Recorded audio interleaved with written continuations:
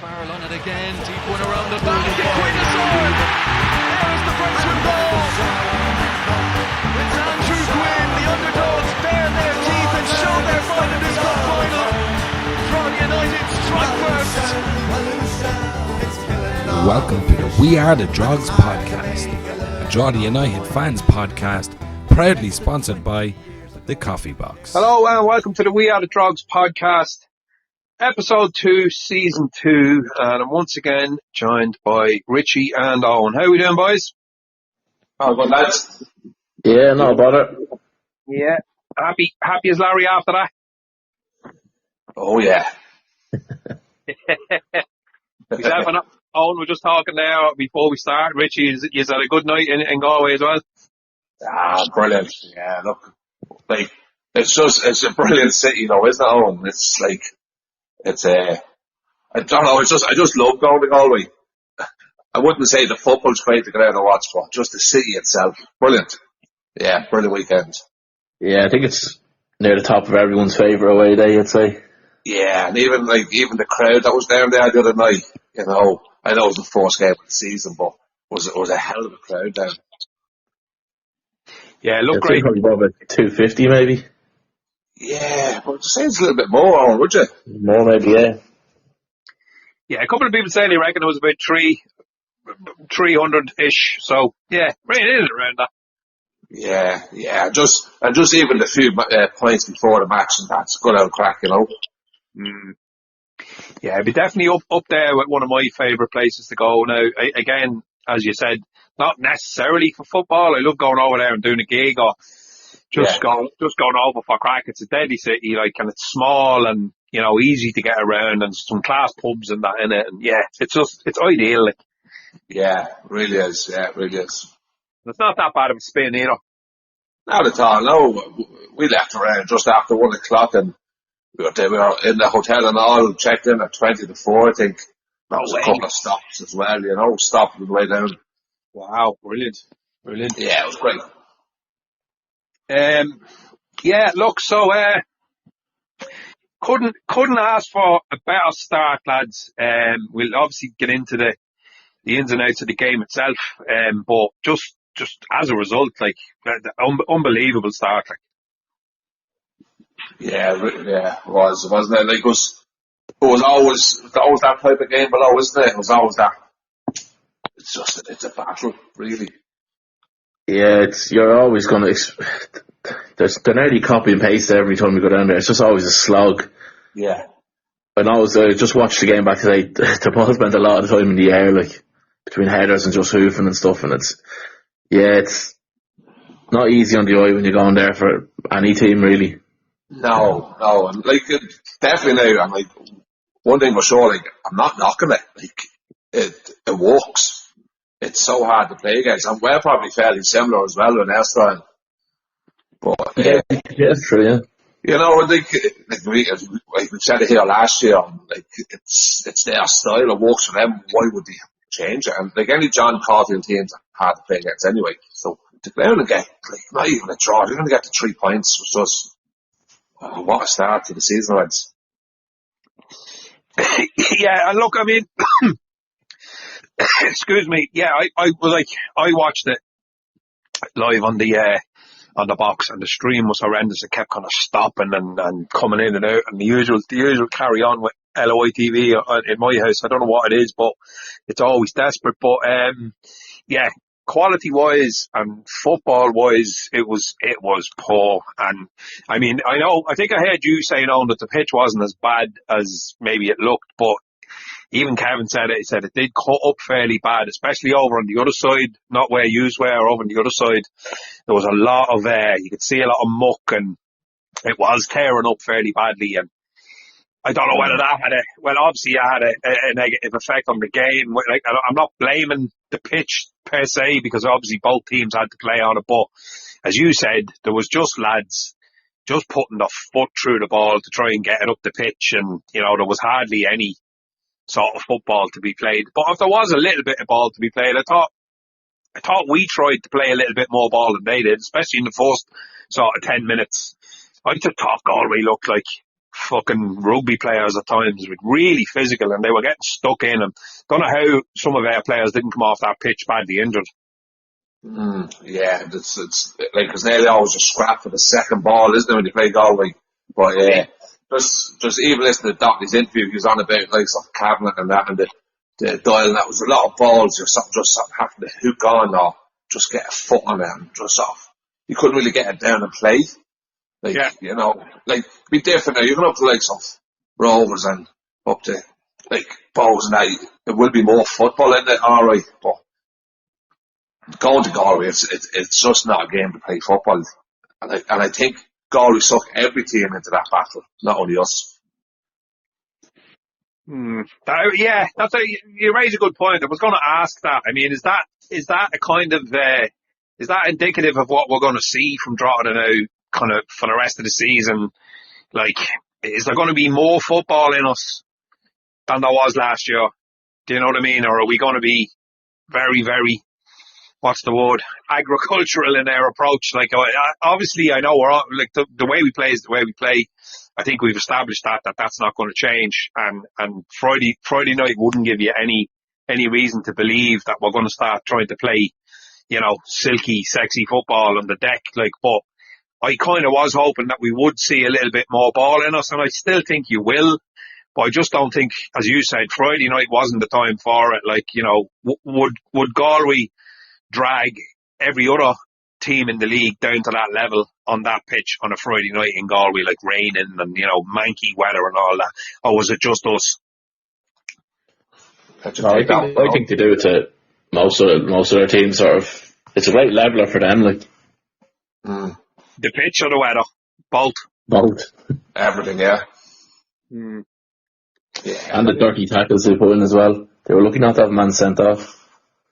Was it the Conor Kane challenge, Owen, that you were highlighting? Yeah, look, in real time I thought it was a borderline yellow, possibly red card, but then I look back at the replay, and I know freeze framing it's not the best way to do it, but he does go in, he's nowhere near the ball, and he catches Conor looks near in the shin area, studs up. Right. So, and you can actually see when he's getting booed, Conor Kane's reactions, basically, how is he not sent off, like? Right, wow. So, and he's got a habit, he's a dirty cunt, that's another swear word. Yeah. That should be a €10 or euro for that one. That's not an F-bomb. But he's not the only one really that does it, but there was a few nasty tackles going in, and there was even one where I think it was somebody landed on top of, I don't know, it was Mark Doyle or someone, but basically made sure he started caught him with his elbow as he was landing down. I think it was Kavanagh that he landed on. Yeah. It's if you go on the FBI YouTube, it's the start of the highlights, it's him landing on top of him, like. Yeah, it was Brandon Kavanagh that got landed on, I think, yeah. Yeah, no, yeah, look. Who was it that put in the challenge? Sorry, Richie, who was it that put in that challenge on Conor Kane? Stephen Walsh? Stephen Walsh, yeah. Right, okay, alright. We'll mark his card, so. He's always at that sort of stuff, like. Yeah, I think himself and Ryan Brennan have history, don't they? Yeah, he's history with a few people there. Yeah. I've been seeing the two boys having goals at each other alright, but yeah, look, as I said, you're going to get that from Galway. And you know what, even more so this season, because of the players they lost last season, they definitely are weaker than last season, aren't they, Owen? Yeah, I think they are, yeah. I think so too. So you're going to see a lot more of that, I imagine, from them. But they're going to be so hard to beat below. And for us to get 3 points already off them, like, not too many teams will pick up 3 points below. By watching them the other night, it's still going to be a tough place to go. Yeah, I reckon, I mean, they're going to be pretty much set up for getting every point that they can possibly get in Terryland. And as you said, setting up that nobody's going to go there and get it easy. You know, similar to us, similar to Waterford, similar to Sligo, similar to all the teams that are kind of tipped to be in the bottom half. You know what I mean? Yeah. You know, we'll play the way we play, but it's going to be really difficult to go. I think every ground in the league this year, and it's a cliche at this point, but it gets more so and more so every year, doesn't it? And I mean, Galway was the one that everybody was kind of pointing towards, that they are a lot weaker than they were last year. But on the evidence of what we seen on Friday, I mean, yeah, right, they might not score as many goals, and they might not be able to play, because they could play a bit of ball last year as well. Everybody was tarring them with the brush that they don't play any football at all, but that was nonsense, because there was a lot of highlights and a lot of talk mid-season that, you know, they were playing small right football at times, especially when the pitch got better during the summer. They were capable of playing a bit of ball, and then they kind of ran out of steam and had a bit of a poor time towards the end of the season. But you can kind of see it this year that they might not be able to up it like they did last year, and they might just kind of remain as the big physical, like they you know, the stats, we'll go over the stats in a while, but like, you know, it says they'd something like 15 or 16 shots with, I mean, 2 or 3 of them on target. But, you know, in my eyes, most of their opportunities came from, and I won't even say it was bad draw to defending, it was just bad luck. There was one just ball that just ended up in the air, and ended up, your man took a header and it came off the bar, and then Keeley went ahead to kind of rebound, and it just kind of bounced off his head, and then your man takes a swipe at it and it goes past the goal. But I mean, all of that was like, they didn't cut us open, they didn't break us down, there was none of that. No, it definitely didn't feel like you'd put in odd shots on the night. It didn't feel like that. So, as then I think it was only, as you said, 2 on target, 3 on target, which is like, it's a poor return from home match. But 3 on target, yeah, but 16 shots in total, like. Had to be 3 on target. Yeah. Define what a shot is, though, like, you know what I mean? Yeah, exactly. That's it. Yeah. Well, like, what you do have, John Caulfield, and like, he's one of the most experienced managers in the league. So, you'll always have a chance with him and like in charge still to be always well set up. Yeah, so where do we start with the game? I thought we started reasonably well. I thought Thomas Alua kind of came out of the blocks, and he looked really, really good. One of the best games I've seen him have for us, to be honest. Yeah, definitely. Would you agree with that? He really did. We were probably all a bit surprised to hear he was starting. But he did, he was one of our better players, I thought, in fairness to him. Made some lovely runs. Really direct. A couple of the shot that was deflected, and he went on, caught on the end of some balls and stuff. Yeah, I thought overall he was fairly good now.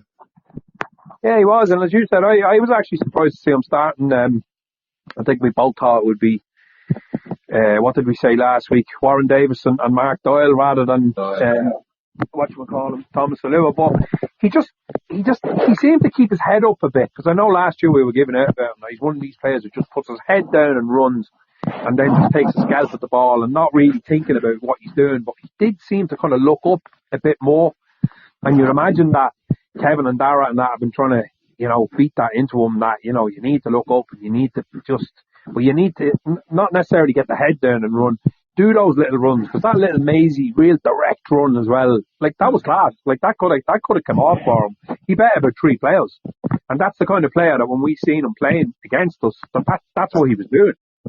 Yeah, that's it. That's exactly what, and like, that is his strength, isn't it? His pace running with the ball. With the ball, yeah. Yeah, but I think a lot of last season he did just run into a brick wall. He just set his head down and just running into players. Like, you can't do that. But no, he was clever the other night, the way he made some of his runs, and he definitely caused him a lot of problems. So, like, hopefully he can kick on there again from this. It'd be a great option. Yeah, even times he was outnumbered, he still did well to hold on to the ball and stuff. Yeah. It was very impressive. Yeah, like, cause that's it. Like, right, if you can't run into space, you have the ball. Like, keep possession for it, especially as a striker. Yeah, like, the ball has to stick up there. But no, I was very impressed with him. It really was. And then it's given you great options coming off the bench. If Warren Davis sitting on the bench, itching to get on, like, it's great options. I was going to say as well, though, that particular run that was highlighted in the highlights was him. It was a lot more central. It was like, he was playing a bit more centrally and he was running towards goal rather than, being out on the wing and running towards it to try and hoop the ball in as a cross or whatever. So if we can get him into that position where he's a lot more of a threat centrally, that's where we need him. You know what I mean? Because we don't play with wingers and he's going to get lost unless he can kind of adapt his game and try and, keep doing what he did the other night. And if we can get a couple of goals out of him, and he could be I know it's a long stretch because he's been in the game for a while, but he could be a really, really good player if he can kind of add those things to his game.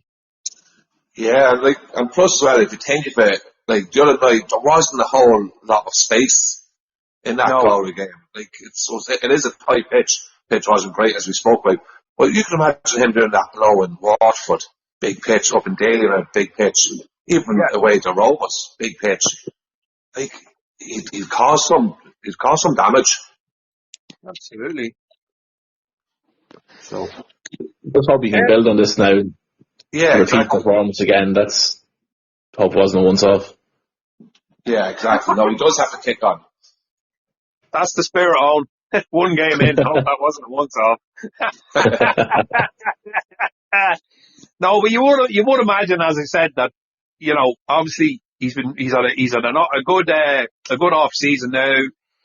He's into his second year, and the lads have been trying to push ideas into his head on how we need him to play. We know that he is but he has a particular position where he probably excels in, and we're not playing him in it. But here's what we need you to do, and they're trying to sort of change the way that adapt his game and play the way we need him to play. And I thought that was a great performance by him the other night. Obviously, he didn't get on the score sheet, but I still think it was a very, very positive start for him. Yeah, it really was. Yeah, no, absolutely. You could definitely see the change in his game already. So. Yeah. No, absolutely. Right, lads, we'll go through the rest of them, because we had Brandon Kavanagh, Ethan O'Brien, Edwin Abaje, and Leo Borney. The new players, they all started the game. So that's 1, 2, and Mark Doyle, 3, 4, 5. So we'd 5 new players, 5 debuts starting the other night. So what did you make? We'll go through it here from down through the list. What did you make of Brandon Kavanagh's evening? Yeah, it was probably not a game that suits the like of Kavanagh. That bit of scrap, you'll see the best out of Kavanagh at home, or as I spoke already, the way the balls, when they play football against it, you'll definitely see the likes of him, the way the pats he'd come into it. Look, I thought he did well the other night. He did what he had to do. It was just, as we spoke, it was just a scrap. And he didn't shy away from it either. So, yeah, I thought he did really well. Borga? Yeah, kind of the same. I thought he done well. He shot a couple of glimpses, like some one-touch passes and stuff, and linking up with other people.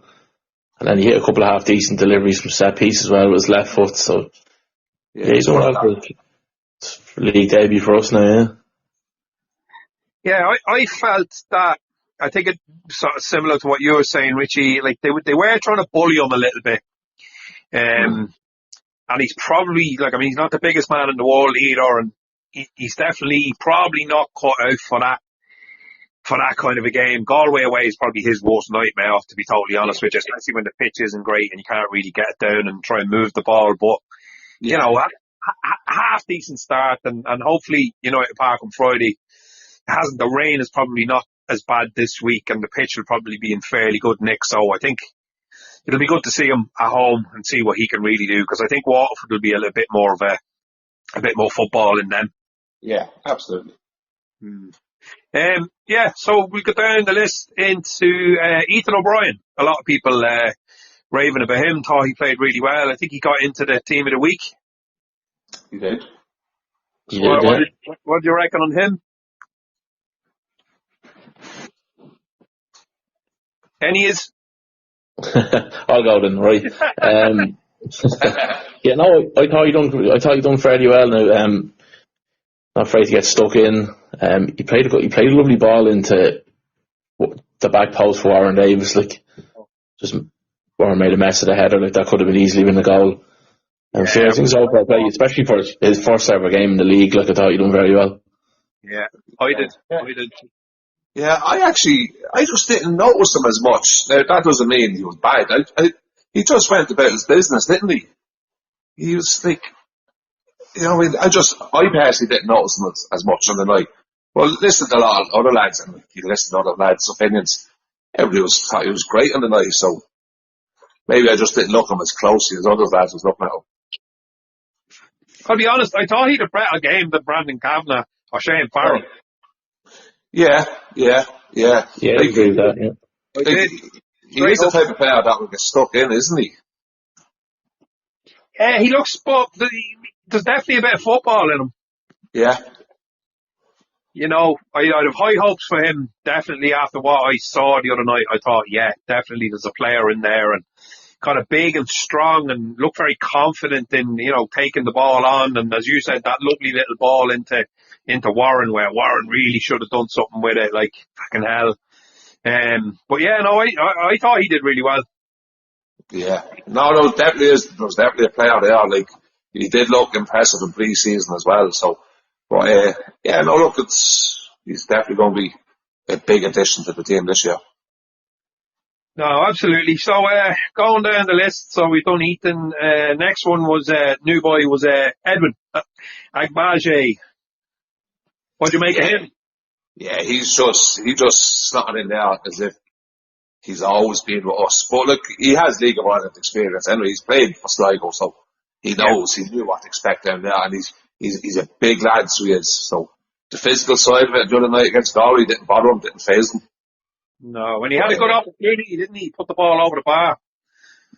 That's right. Yes. Yeah.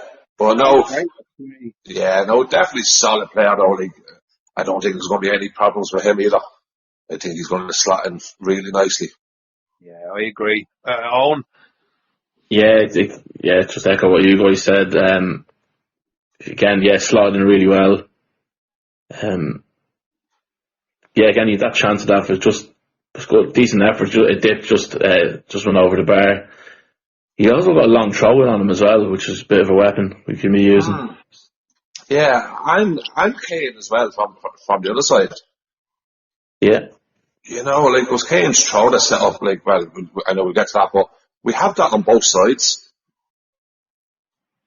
Long throws, lads, are they not the really unfashionable weapon that used to be popular years ago that the likes of Drogheda use now, that everyone kind of slags us off about, and that nearly all the big Premier League teams are using now as well?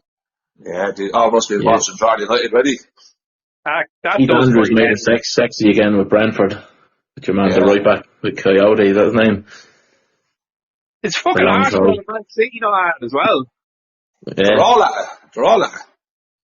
So why wouldn't you? If you've got somebody that can throw a ball, it's as good as having a corner, or do you know what I mean? Yeah, you can't be offside, like it's a bar, yeah. That's it. Look, in fairness, I think football in the last couple of years has gone a bit shitty, lads thinking there's only one way to play it. What a load of shite. You play, especially at professional level, right, I do a bit of coaching with kids teams, and you try and get them to play football on the ground and not be just kicking the ball away, but they're only learning the game. And it's all about winning when you were a kid. It's all about learning how to play. Exactly. But when you come to professional football, it's a result business. Who gives a shit? Yeah, who gives a shit how you win? Just fucking win. So if you want to kick along or throw it in the air or leave 10 lads up front, fire it away.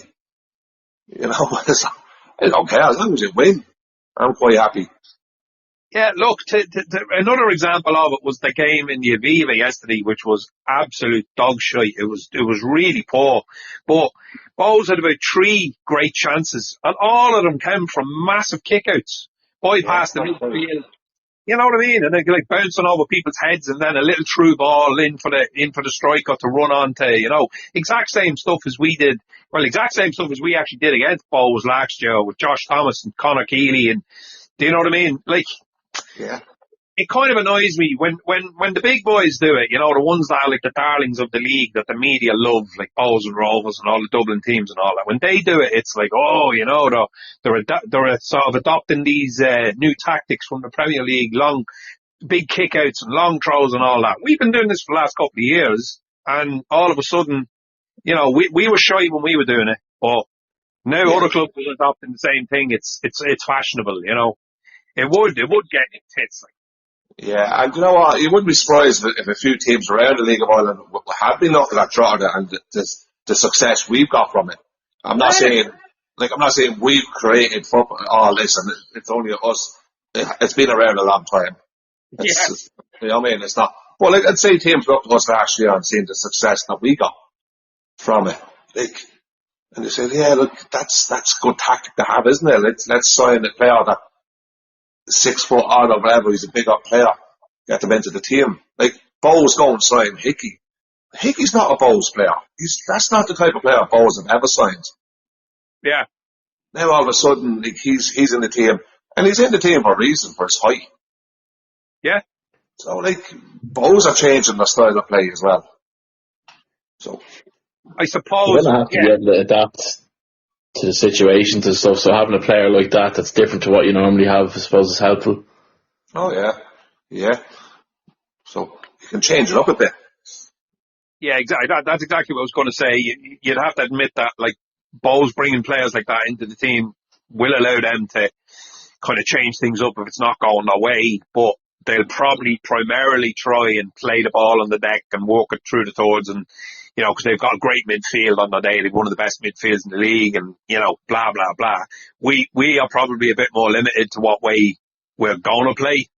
And the kind of route one and the long throws and all that will probably be a bit more of our game than it will be of theirs, or, you know, Derry's or whoever else. But you can't deny that, you know, these things have crept back into the game, and, you know, instead of slagging us for them last year, like, the one thing the one example of it that always pops back into my head was that dickhead commentator from Virgin Media who to be honest, doesn't seem to hardly know anything about the League of Ireland. I think it was Bows away in Dalymount, and Keith Tracy was doing the commentary, and he kept saying, oh, and another aimless sort of long ball aimed into the box by Drogheda. And you could hear Keith Tracy getting annoyed in his voice. He was going, well, it's working, you know, change things that are working. You know what I mean? What does he want us to do? We were putting the ball into the mixer and hoping one of the lads would get ahead on it and get it back into the box. Do you know what I mean? And he was kind of slagging us off for it, the commentator. So it was actually quite annoying, but it was something that stuck in my craw. But Keith Tracy kind of put him back in his place. But so yeah, look, moving on from that. So that was Edwin Abaje, and it was one more debut. I think that was Leo Borney. So thoughts on him? Yeah, no, definitely the other night suited him. he just loved that battles we did. I was actually watching a lot of him the other night. So just typical centre half. Just wins headers, got in front of his man, powerful, like, get the ball down. Like, yeah, very impressed with him. I think there's going to be serious competition now at the centre half position this year.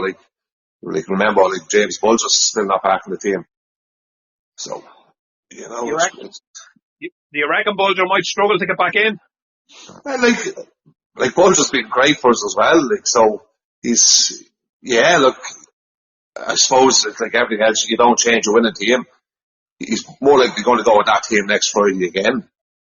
So Bulger's not going to get in. So he doesn't change the teams, as we've often said here before. If they're winning, he won't be changing it. So, yeah, I think Bulger's a fight in his hand. But look, he's well capable of getting back in the team. Thoughts on Borney, Owen? Yeah, I thought he slotted in well now. Without doing anything spectacular, he's just very solid. Like, he kind of did his job. I thought Quinn probably didn't have his best game for us, but Borney probably played a little bit better than Quinn did. Not saying that Quinn was terrible now, but you know, not bad for a debut in the league as well. It's all new to Borney, so yeah, fair play to him. Yeah, but if you look at Quinn though as well, Quinn likes to play on the ground and run with the ball. Yeah. Like, that wasn't a night to do it the other night, so probably didn't suit Quinn as much. No, definitely not. But I just think we've great competition back there. Like, we've a seriously strong bench this season, lads. Yeah, definitely. In comparison to the last couple of years, definitely. There's some great options on the bench. I mean, even, like, obviously, the main man coming off the bench to sort of lay on that ball for the goal, Ryan Brennan coming on, and I thought Ryan did fucking great when he came on. Brilliant. He just has that guile about him, doesn't he? And it's not pretty to watch because we're not asking him to do it pretty. We're asking him to come in there, throw himself around the place, get into the box, make himself awkward, make himself a pain in the ass, which is a real compliment. Don't get me wrong. You know what I mean? But I just thought he was really, really good. But before we get on to a couple of the other players, did Keely make a couple of uncharacteristic mistakes, lads, or is it just me? I didn't really notice too much now. You probably noticed them more watching on TV than us. Even that nothing stood out for me now. Say again? Nothing really stood out for me of him making like some errors or whatever. No. What about that header in the box that just ended up getting sort of volleyed back in and just about missed the goals? That was like a head up. I know it wasn't his initial mistake. I think it was Conor Kane that kind of knocked the ball up in the air and it went back towards goal rather than the other way. And then Keely got ahead on it and it kind of didn't go where he wanted it to go either. It kind of went out towards where that angle of the pitch. Now look, I'm nitpicking, but I'm just so used to him being, 100% whap. Here's where I want the ball to go and here's where it goes. I just noticed once or twice, but look, the weather wasn't great either. And as we said, Galway, he was under a lot of pressure and, it wasn't as if he was getting an easy game of it, like, you know what I mean? So, yeah, probably nitpicking a little bit, but I would agree with Quinn. I didn't think he had his best game in the whole world, but again, as you said, he does like to try and get the ball down and sort of break out of break out of the box and go on these little runs, but just didn't look like it was the day to do it. But it's hard to comment as well on Dennison. I don't think he had feck all to do. No, definitely not. No, he's always solid enough, isn't he? He did put the ball into the stand a few times. I just think we have to accept that. He's just got to do that. Right. Well, look, it's just, he did go the wrong way with the penalty, though, didn't he? He was well back. Yeah. On the penalty. I just wonder, did he say anything to Hurley? Because he's known for being a bit mouthy to attackers when they're shooting. Was he doing enough to put him off? Yeah, he is good at that. What did you think of the panel? The actual panel itself, or the incident that led to the panel. What was your thoughts on that? Yeah, it was. Yeah, look, I suppose if it was for us, you'd be calling it, wouldn't it? It was, but like players do that now. Any slight touch at all, like they just go down. It's not as if he creamed them out of or bloody upended them. No. It was nearly like a coming together, wasn't it? Yeah. Go on, sorry, Al. No, I was just going to say, there probably was a bit of contact, and you've seen them giving, you've seen them not giving, that kind of way. Yeah, and you can usually go by the players' reactions as well. I don't think there's too much complaining too much at the referee from the Drogheda lads. Yeah, true though. You usually can go by that reaction. Quinn didn't really complain about it. But, I think any touch in the box at all, players are just going down and they just give the referee no option. Yeah, look, I know we've got a couple in the last few years that they were given against you, you'd be kind of raging. I thought it was the other night. I thought, come on. They looked like hardly any contact initially. And then the replay, it was just kind of hard to see how much contact there actually was. There obviously was a little bit of contact. And as you said, I think players are just a pain in the face these days. There's not even any point in remonstrating with the ref, is there? There's no point in running up and surrounding him because he's not going to go back on it. And obviously we don't have VAR and we don't have any of that crap. I'm glad about that. But you know, it was very soft. And I mean, it annoyed me the way even some of the pundits immediately, and in one or two of the papers, they were like, oh, definite penalty. And you're like, lads, you know, there's stone wallers and really like 100% nailed on penalties. That didn't look like that to me. That looked very soft. Yeah. And you know what? You could have got a different ref on a different night, would have just waved that on. Yeah.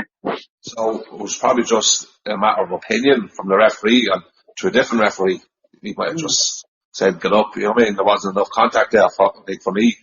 But, look, I think these things weigh themselves out over season as well. We'll probably get one. You know, so. Yeah, no, absolutely. And don't get me wrong. If we're going to give away a penalty, the way it ended up all kind of transpiring, yeah, I'll take that all day long, because it was a shy penalty. He kicked it wide under no pressure. I mean, Dennison went the wrong way, and happy days. Yeah. I just thought at that stage now, when they give away the penalty, I said, that's us. That's us screwed, because you go 1-0 to Galway at home.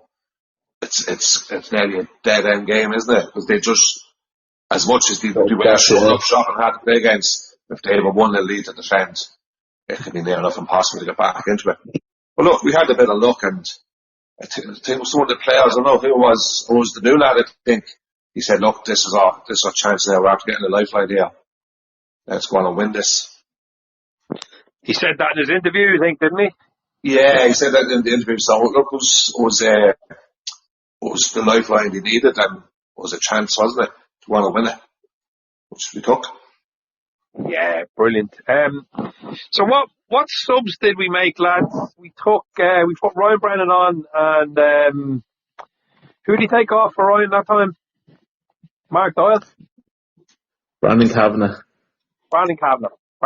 Yeah, right. And then Warren Davis come on for Mark Doyle. Right. And then just before that, Jago Godden came on for Shane Farrell. That's what it was. Yeah. What a debut, lads, from the man himself. Yeah. Close hero already. Yeah, absolutely. Yeah. I'm getting all these photographs on WhatsApp all night with lads doing Jago bombs. Yeah. Fucking brilliant. Owen. You are? That was Owen. Oh, that was Might Owen. Have been one, It was just handed to me. You can't refuse the Jago bomb, you know. Jago bomb. Jago bomb, yeah. Fucking class. But here, it has to be said, I know came from a long throw, and Ryan Brennan doing what Ryan Brennan does, sort of brilliant. Did Andy Quinn get a little touch on that ball to send it towards Ryan? I'm not sure whether he did or not. I thought it was the Galway player that got the nick on it, but I think you're probably right. Yeah, but if you look at what Ryan did, it was like, and people think all he did, he sort of ball come into him, and a lot of players will try and turn and shoot once he got it out, you know, and you'll never get the shot off in that situation. He was so clever just to lay it off, and it looked so simple, but it was so difficult to what he actually did. Yeah, and the weight of the pass as well, and he was nearly being pulled back, he was nearly falling back. He was being wrestled. Yeah, and he still had the strength to hold it, get down and just lay it off to him, and it was just perfect from Ryan. It really was, and that's Ryan. Ryan's capable of that all night long. Yeah, it was brilliant. What an absolutely super strike, though. He buried it. There was no doubt about it. Yeah, was it with his laces or was it side foot? You can't really see, to be honest. I don't know. Hard to tell, the commentary was very good. It was what? The commentary was very good. The man actually got very excited, and then the co-commentator was a bit sort of droll. Then it was good contrast. Yeah. Just think he caught it with his faces. He caught it lovely, sweet. Yeah, the commentator was fucking brilliant. When he him roaring at the top of his voice, and then the other was real dour going, "Oh, you couldn't write that. Disgusted, Yeah, lads, we have to speak about the celebrations then. Oh man, it was Boys just, on the pitch. I know. We'll have to mention his name, will we? Go on. Smiley. I thought it was brilliant. I thought it was class. Yeah, so if anybody that didn't see it, I'd say he was forced on the pitch, was he? It looked like it, yeah. Yeah, and he just lost his foot and just face planted into the ground, so. I think the ref booked him for diving. Yeah, I'm sure you won't mind that you enjoyed the celebrations. I don't know who it was, but somebody was pulling the head off Edwin Abaje, like, roaring in his face. And Edwin looked like he was into it for about 5 seconds, and then he was a bit like, right, all right, man, you know what I mean? You can let me go now. Yeah. Absolutely brilliant. It was just chaos, wasn't it? Brilliant. Fucking brilliant. Yeah, and it was just raw emotion, like it's such a late goal, and like, I don't know, a lot of people who like haven't been in Galway were right on top of the pitch, because all that's separating is the little wall. So, when you score a last minute goal, the most thing you're doing is jumping that wall. Big time. Right. Brilliant. At the risk of being negative now, I just hope that we're not going to put too much pressure on Godden going into the next few games. I mean, it was a dream debut for him. Like, he was only on the pitch 10 minutes, and he was only in the club 2 days. Yeah. Kevin has said since then, he said it was one of the best forced training sessions he's ever seen from a player. Yeah, that was a big call, wasn't it? That was a big shout. Big shout. It's interesting to hear that, alright, yeah. Yeah, he made a massive impression on the lads from one training session. Yeah. I don't think Doherty would just throw him in the deep end now again this Friday if he didn't think he was ready for it. I think he'd be quite clever.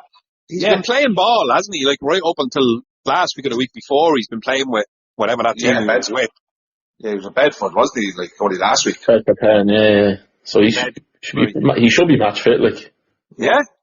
Unbelievable. Yeah, you definitely trust Doherty. Like, if Doherty thinks he's ready, he'll play him. If he doesn't, he won't play him. He has options there. Do you reckon he'll keep him on the bench now for Waterford at home on Friday, or will he start him? It's hard to know, isn't it? I have a feeling he'll keep him on the bench. Yeah, that's my initial feeling as well, yeah. He might start the same team again. I imagine. I think there'll be a big crowd there, and the atmosphere is going to be electric and all that. And he seems fairly excitable. He said, I can't wait. That was the best moment of my football career so far. And you want to keep that under wraps a little bit, and give him time to absorb the atmosphere and just sit on the bench for a while and see, get the pace of the game in his head and go, right, now you're on, boy, go for it again and do what you did last week, type of thing. Yeah, that's it. And like, if you did throw him in again next week, you could be putting a bit of extra pressure on him. Yeah. People thinking, he's going to have to score again. But look, I definitely said already, I trust Doherty and Darragh Doyle to do the right thing with him. Oh, yeah. The two of them know the game inside out. So 100%. 100%. And, lads, I can't let it go without, kind of commenting on the whole Walsall sort of disappointment with him being signed as a Walsall player and being loaned out to Drogheda straight away, and they're crying out for, midfielders or strikers or whatever they're crying out for. They're always crying about something. And no disrespect, I know there's some decent Walsall fans that, they're good to us. They're always on chatting to us, and they seem like decent people. I'm not having a dig at them, but there's a couple of prize arseholes that follow Walsall, and the fucking anti-Irish shit that was coming out on their message board, calling us fucking spud munchers and paddies and, shit that seemed to be acceptable in the UK in the 50s and the 60s and the 70s, you know what I mean? No blacks, no dogs, no Irish. I'm not fucking having that shit from them, you know what I mean? They can go fuck themselves, whoever they are. And as I said, I'm not tarring all the Walsall support with the same brush here, because I know they're not like that. But some of them are. Some of them are bigoted pricks, and it's bang out of order. It's 2026. to be going online and calling somebody a fucking spud muncher or a paddy, it's just pathetic. Like, it's fucking ridiculous.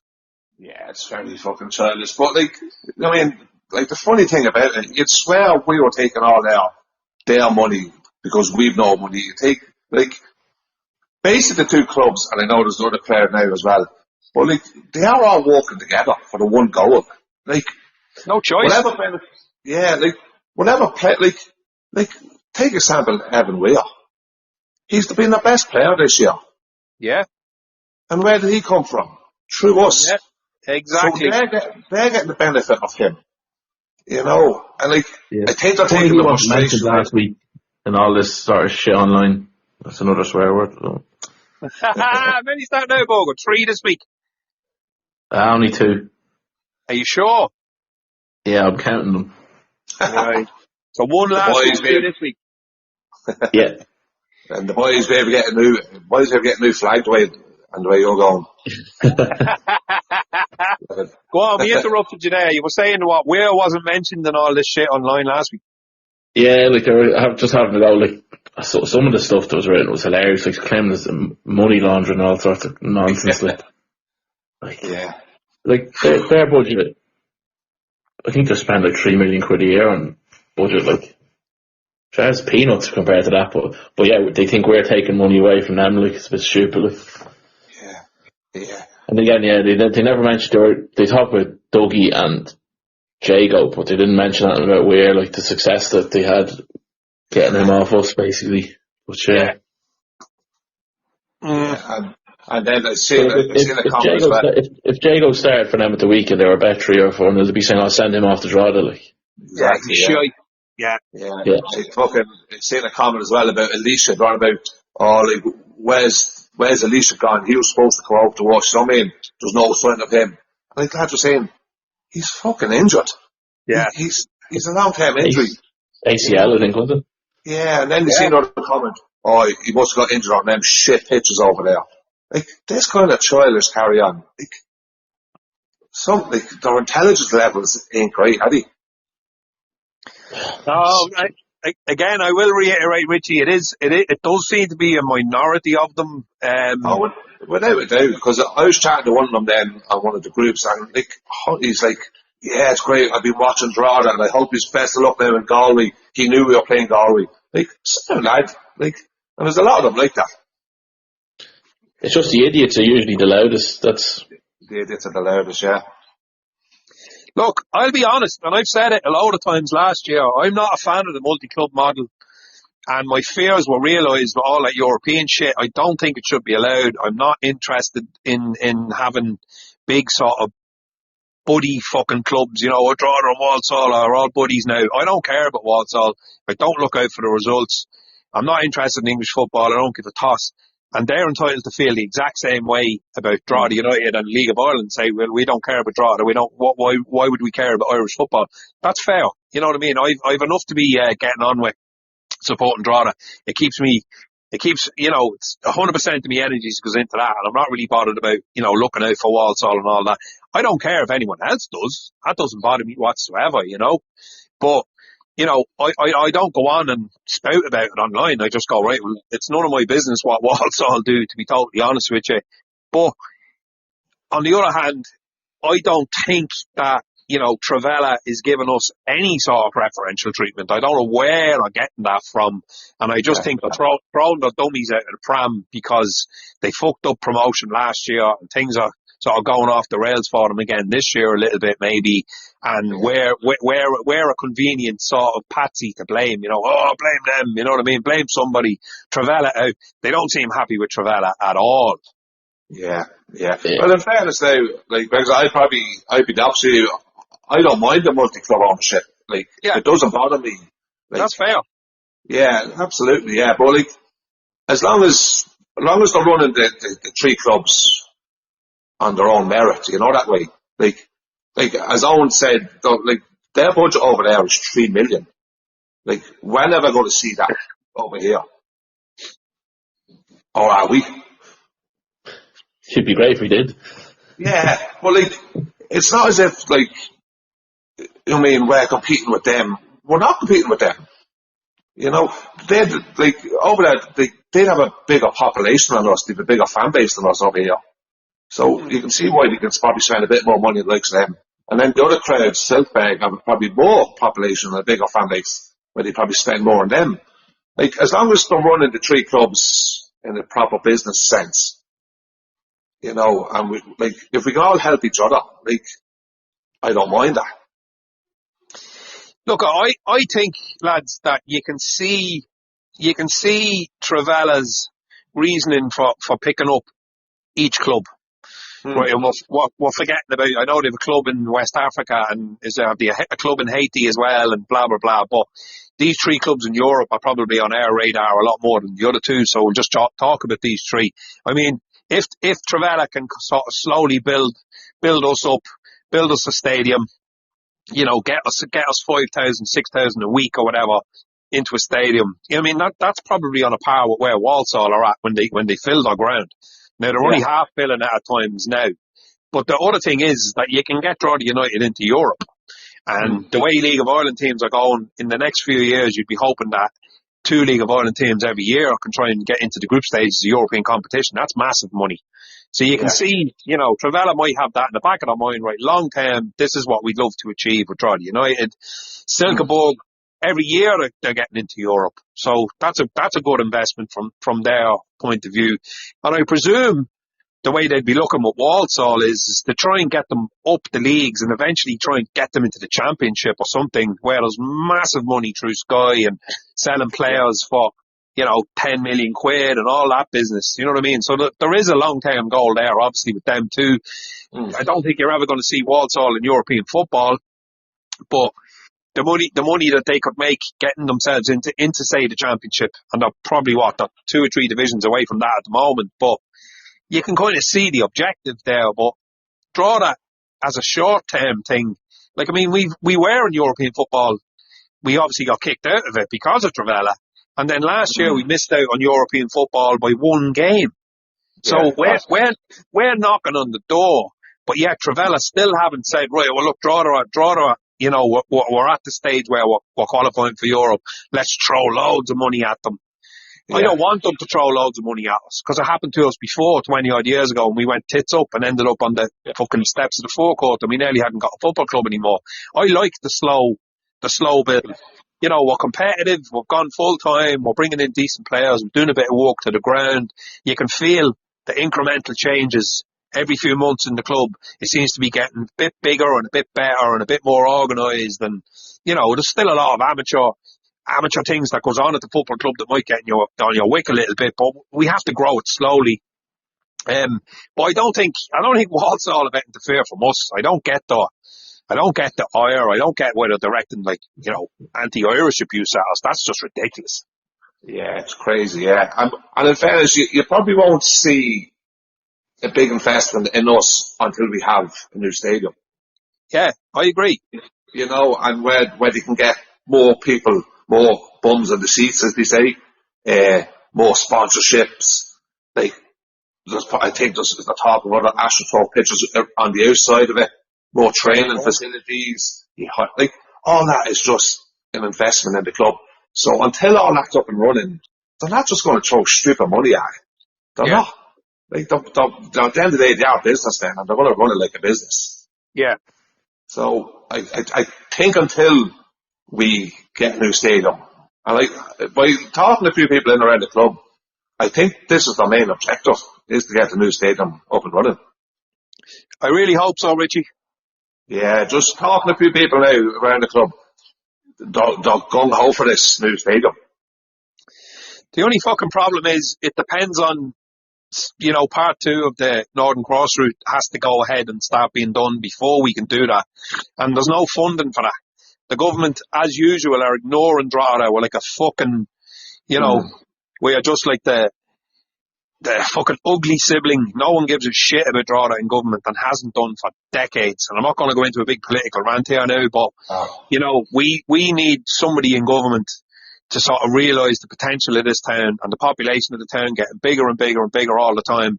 And instead of just building massive housing estates, they need to put the money into the infrastructure in the town, give the the Northern Cross Route Phase 2 and Phase 3, the go-ahead to go. We need the new bridge in Drogheda. We need all of this. And until we get, the go-ahead from government to go ahead with Phase 2 of the Northern Cross Route, we're not getting a stadium. So, unfortunately, we're fucking trapped in that scenario that it's the powers that be that are going to decide, our fate and the fate of the kids in the town and all that as to whether we can go ahead and have something that we'd be all proud of. I think it would be the making of the town if we could get that new stadium where it's going to be. I think it'd be unbelievable. Look, it's not the best fucking place for it. We'd rather have it up around where United Park is, but we need a new stadium, and there's just not enough room up there. You know what I mean? Look, again, we could probably talk about this all day long, and we probably will talk about it again during the season, but we're probably going to be going over time, lads. So another couple of things I just wanted to mention before we do anything else is I think there's a meeting on Wednesday night. Am I right in saying in the new bar in Sullivan and Nam Park? What time is that? 8 o'clock? Is it 7? 7 o'clock on Wednesday, isn't it? Yeah, I'm going to go up to it.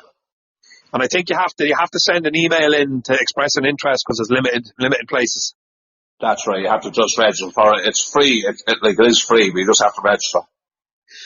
Right, so I'd say go onto the Facebook page or go onto the website maybe. If this is out before then, it might not be, but we'll see what the crack is about that anyway on Wednesday. I think there's a couple of players and the manager's going to be there. Is that right? And somebody from Trevella. Yeah. Are you going to head up? I don't know whether I'm going to make it if it's at 7. Yeah, I might not be back from work in time for it, unfortunately. Yeah, I'll be there. I'll take notes. Yeah, do, Richie. Yeah, record everything. Yeah. Get a couple of interviews on your phone there. Oh, yeah, good idea. Pop a little journalist head of me. Yeah, do, yeah. And, lads, just on a happy note, it was great to see, as I said in the WhatsApp thread, the big innocent head on Dougie James Taylor, who didn't even go on the pitch. For Bows in the Aviva. What's the crack with him? Yeah. Don't know. Is he injured again? There's rumours he's injured, yeah. Rumour he is, yeah. Like he said in his interview the day before the game, he was ready to go. And he's not even in the squad, so. Ah, man. Is he another one that we could see coming back with his tail between his legs? Yeah. I'd say no, not a chance. Because you wouldn't take him or because it won't happen? Well, I wouldn't say Kevin take him, to be honest. Like, he left kind of Kevin the lurch when he was leaving. That's right. He only told Kevin a day or two before he was going that he was going. Yeah. That's right. That was before the Derry game, wasn't it, Owen? Yeah. I think he told him after the game, was it? Yeah. He left him up shit creek a bit. Yeah, look, I know I'm being a bit petty, sort of dwelling on ex-players, but, it is funny when you see the grass isn't always greener, mate. You know what I mean? You've ended up there, you've started bugger all games, you've scored fuck all goals, and you're stood on the side of the pitch watching your team play in the Aviva. I mean, where's it going to go for him, like? Yeah, and they're after signing a few more players there as well in and around his, they sort of played a different styles what they did yesterday. So, yeah. Will he fit into what they're doing at the minute? Don't know. Oh, well. Moving on. Waterford at home on Friday, boys. We all reckon it'll be more or less the same starting 11, I'd imagine. I think so. Yeah, barring if there's any players with knocks or anything, let's say it'd be the same. Right. Yeah. Are we happy enough with that? I think so. Yeah, like as you said, you don't usually change a winning team, do you? If you can keep that bit of momentum going. Fair. Yeah, fair. Right, lads, we'll go for the old predictions. Owen, we'll start with you. I think we win 1-0. 1-0 for you. Do you want to give a goal scorer? Don't say it. Doyler.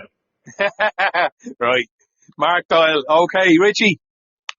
Yeah, it's going to be another tough game. Like Waterford, especially at the start of the season, with all players fresh and fit and no suspension. So, they're quite strong around the final third, aren't they, Waterford? I'd be a little bit worried about them. Yeah, I think they're good attacking wise. I'd be a little bit worried about them around midfield and defence. I think we can definitely get at them. Look, Drogheda at home, we're a different animal at home. We're strong. I want to go 2-0 Drogheda. 2-0. Jesus. Do you want to give a goal scorers?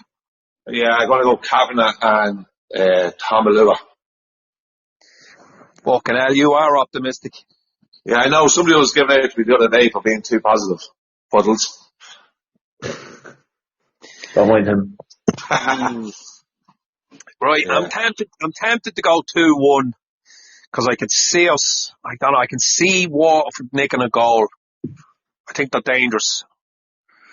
So I'm going to go 2-1. Goal scorers: Mark Doyle and the Jago bomb again.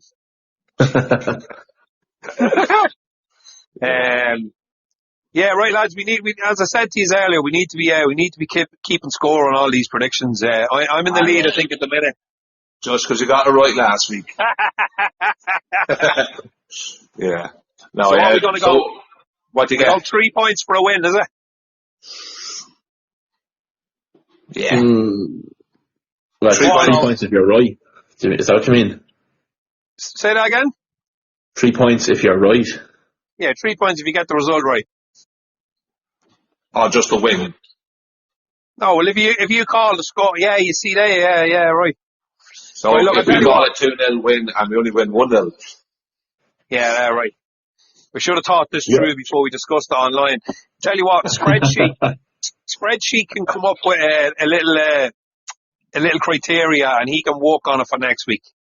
Not a chance. Come on, we already have the extra time.e prediction league. We already have that, so we can use that. Well, I reckon what we do, if you predict a win, which you did last week, you get 2 points. If you get the score right, if you get the score right as well, you get an extra bonus point, which brings up to 3 points. And if you get the goal scorer right, you get another extra bonus point. Yeah, that'd be a lot of rights, wouldn't it? Yeah, but I'm saying exactly. If you get loads of stuff right, you should get extra points. Oh yeah, definitely. Yeah, so if you predict a win and we do win, you get 2 points. If you get the score right, you get a bonus point. If you get the score was right, the goal score is another point. Right. Okay. Where they going? Fair play whoever's tracking all these, by the way. Well, right, at the minute, lads, it's 3-0 to me. Right. I'll write that down. Yeah. Oh, fuck's sake. Right, go on. We'll leave it there and enjoy that yoke on Wednesday, Richie. You can let us know the crack next week. I will, yeah, absolutely. Give us the gossip. I sure will. Right, good stuff. Right, boys, I'll see you above there on Friday. Nice one, man. See you Friday. See you then. See you all. Bye. All the best.